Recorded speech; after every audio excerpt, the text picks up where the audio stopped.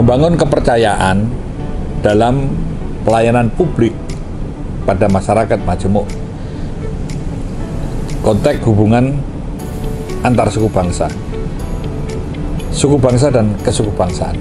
Ini tentu membahasnya, konsep dan teorinya memang perlu kita pahami, corak masyarakat dan kebudayaannya, karena kebutuhan akan pelayanan kepolisian ini berbeda, walaupun prinsipnya sama. Sebagai contoh misalnya kalau kita melihat berkaitan dengan suatu daerah yang berbasis wilayah, misalnya wilayah pantai, wilayah perkotaan, wilayah tepi hutan, wilayah pertanian, perkebunan, wilayah lintasan, ini tentu berbeda corak masyarakat dan kebudayaan. Ini variasi-variasinya ada, walaupun ya keamanannya sama, pelayanan kepolisian, pelayanan keamanan, pelayanan keselamatan, pelayanan administrasi, pelayanan hukum, pelayanan informasi, pelayanan kemanusiaan, ini prinsipnya sama, tapi esensi isu yang bisa bisa dihembuskan atau menjadi sesuatu yang kontraproduktif ini bisa terjadi. Dan ini tentu saja permasalahan-permasalahan seperti ini kepolisian harus peka. Karena pada konteks corak masyarakat dan kebudayaan, kalau tadi berbasis wilayah saja, nanti belum dari profesinya, belum dari pekerjaannya, masyarakat nelayan, masyarakat petani, masyarakat ini akan berbeda. Nah, disinilah sebenarnya bagaimana membangun kepercayaan. Membangun kepercayaan tentu ada manfaatnya. Siapa yang memulai? Ya tentu polisinya dulu.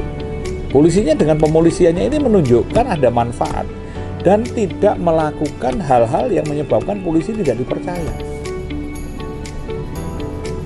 Karena pada konteks kemanfaatan ini, adanya keamanan dan rasa aman, masyarakat merasa adanya atau keberadaan polisi ini bisa diterima dan bisa mendukung proses produktivitas.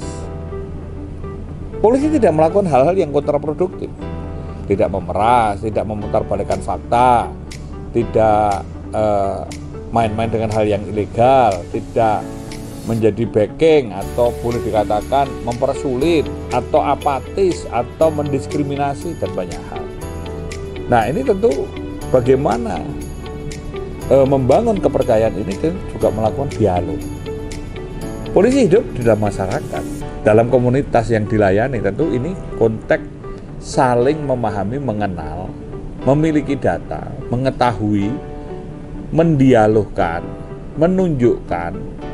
Nah, ini sangat penting. Maka salah satu konteks pemahaman dalam masyarakat majemuk Indonesia ini juga perlu membangun civil society atau masyarakat sipil.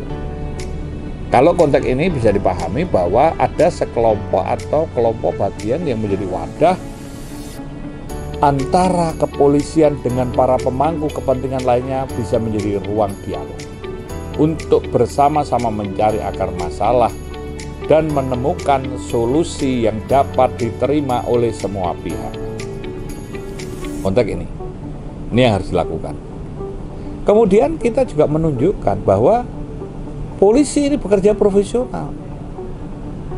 Artinya memang dia melakukan sesuai dengan SOP-nya. Ada standarnya, ada etika kerjanya, do dan don't-nya jelas. Dan kreatif, inovatif, cerdas. Jadi polisi ini bukan mengeluh, bukan diam, tapi proaktif dan problem solving. Ada atau tidak ada masalah, tetap dia bekerja, dan kalau ada masalah segera ditangani. Bisa menunjukkan bahwa polisi ini bekerja dengan cepat dan juga bekerja dengan tulus hati. Nah, artinya kita juga semua itu bermoral, tulus hati itu bisa dari kesadaran. Polisi itu bekerja sebagai jalan hidup, kesadaran. Polisi petugasnya itu memiliki kebanggaan, mempunyai pride. Dari pikiran, perkataan, perbuatan, kepekaan, kepedulian, hingga bela rasanya itu muncul. Kelihatan pembelaan kepada kemanusiaan. Membela untuk harkat dan martabat manusia, untuk semakin manusiawinya manusia. Selain itu juga modern, artinya dinamis.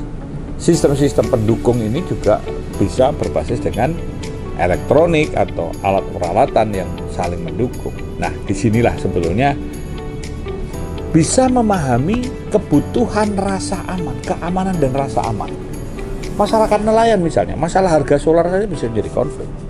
Masalah pelelangan ikan, masalah premanisme rata-rata sama.